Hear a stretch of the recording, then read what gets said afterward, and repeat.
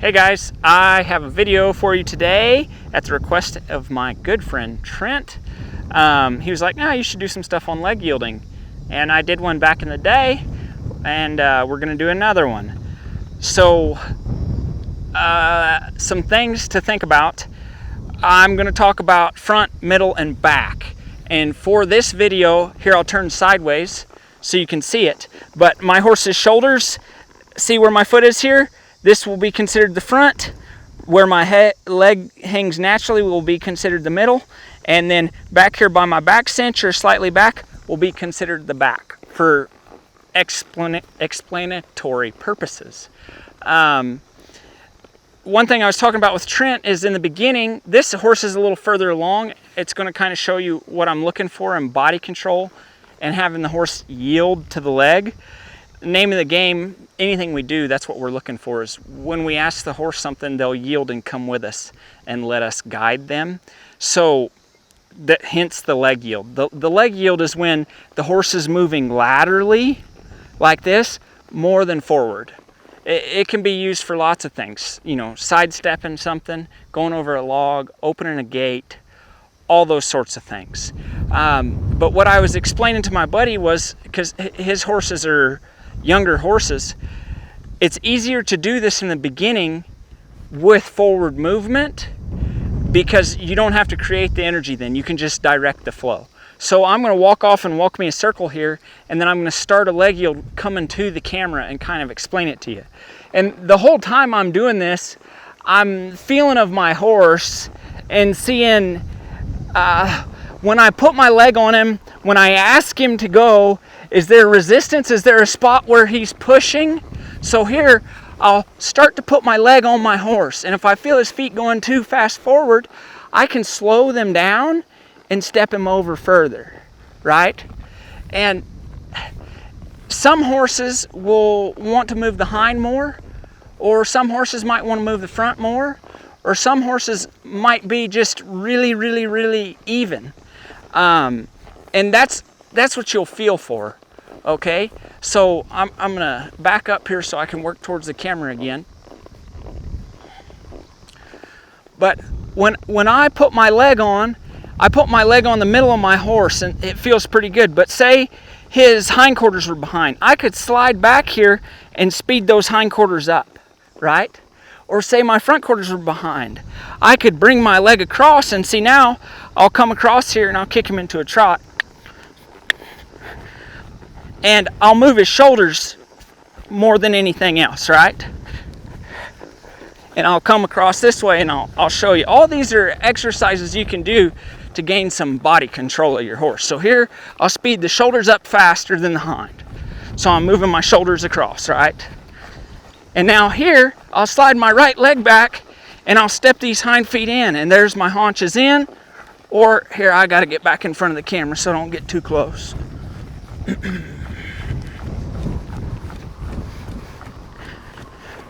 So here, my horse will have his shoulder picked up and I'll step these hindquarters in like this, you see? And then if I go right towards the shoulder, I can do my half pass and have the whole horse move across. And reasons for these, like Trent and I were talking about, this body control is what's going to allow you to get your Canada parts and things like that, right? So say I want to lope off in the left lead, right? Left lead starts with the right hind foot. For me to do that with my horse from a standstill, I would have to be able to ask him to step this, I'm going to exaggerate it for you, but to step this hind up under himself and reach with his hind feet, okay? So I'll give you an example of that. I'll rock my horse back, I'll get his weight together here. And then I could lope off real pretty in my left lead, right? And that just comes from that control of the hindquarters and that body control. Oops, sorry buddy, we hit a slick spot there.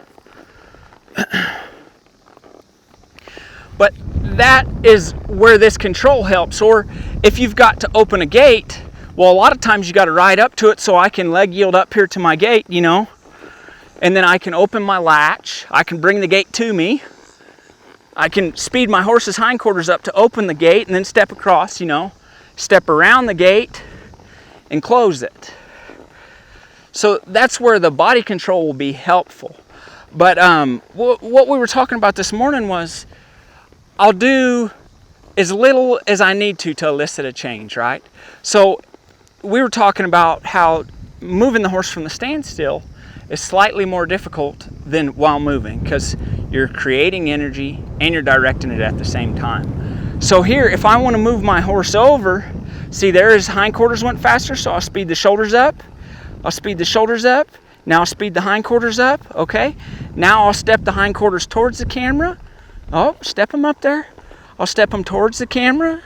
And now I'll step the shoulders towards the camera. Okay, so you're just working on your horse understanding. Like here, if I'm backing and I slide my right leg back, I want my horse to move his hindquarters away from it, right? And here, if I slide my left leg forward, I want my horse to start coming through the corner and yield to my leg that way. Or if I pick up on him and I put my leg in the same spot, I want him to try and find a way to step out of here, right? So when you're teaching your horse, it's going to be feeling of them and what spots where they're tight or where they're yielding, and you'll move your leg accordingly. And you'll just do it as much as necessary to elicit a change, right? And you can break it down. Say you're having a really hard time. Well, maybe if you're having a heck of a time, maybe you want to bend your horse around and just put your leg on and see if you could step behind across. And then if you get that, maybe you want to practice moving your shoulders. Maybe you open the door here and you put your outside leg on and you see about moving your shoulders across. Okay? And you can use your reins here, but something that you see a lot is people trying to fight this head position. Here, for me, I'll let the head find its place, but I want control of the body parts. So if I pick up here and I need the shoulders to step across, I can. If I want to challenge my horse and have these shoulders come in here, I can. Cluck to him, get to my trot. See? If I want to move that over, I can. If I want to step these hindquarters into the flexion, have the shoulder move and the haunches come in, and then switch like I would for a lead change, and then half pass across here, I can do that. And we just want to get it to where it doesn't take very much. And if you're trying to manage the head, a lot of times you'll miss out on getting that life and that control in the body. So I really try and ask them. I'll say, okay, here's my left leg. See, my horse is moving over. Now, if I needed to, I could frame him up and I could make him step over more, or I could go forward more, right? And the reason we've got to scrub some forward speed so we can have it laterally, because that's the leg yield, is you're moving more laterally than you are forward. And really, hopefully that paints a picture in your head, and then there isn't really much left to do besides work at it. And just get to where you and your horse are understanding. You don't have to have a crazy amount of flexion when you're leg yielding. The horse really can be pretty straight, or if you want to, you can exaggerate it and flex them through here. Inherently, it is easier for the horse to move away from the flexion than it is to move into the flexion. So in the beginning, it would be good to start moving away from the flexion or straight. And then, like, say you got your hindquarters good, right? I try and find ways to work towards my next movement and make the first couple times I ask it to be easier. Here my left leg is moving the hindquarters. Now all I'd have to do is switch the flexion and keep stepping those hind feet up under, instead of having to start all from just shoving the hind feet over. And you can do the same thing backing up. Like here, I can have him in that shape for my left lead backing up. Here, see, he's beat me to it. He knows what I'm thinking. Here I can have him in that shape for that right lead. And once you get it fluid, well, then you can carry it into your other movements and your canter departs and things like that. Like here, if I want my right lead, it's going to be initiated with the left hind. I've got to step him up under and he can reach up under himself and come through there. Make sense? So I'll just work on these shapes here. Like here's my right lead, okay? Bam, I'm gonna clean my shoulders. There's my left lead, okay?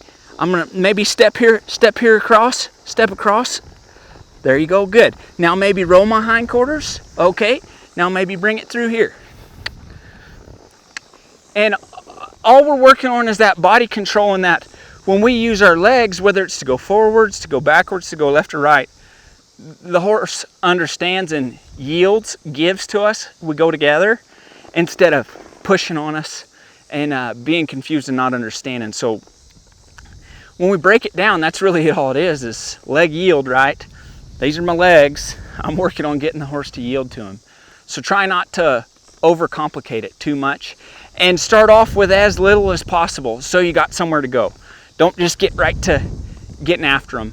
I'm gonna get on another horse and we'll zip these two together. This horse is further along. This other horse is a 3-year-old who's pretty behind and he doesn't have that much time on him. I'm gonna show you some of these same maneuvers and how I'd start to put things together, and then questions, comments, concerns, you can always leave them below. And later Henry and I will do a video on how this applies to gaits and other situations.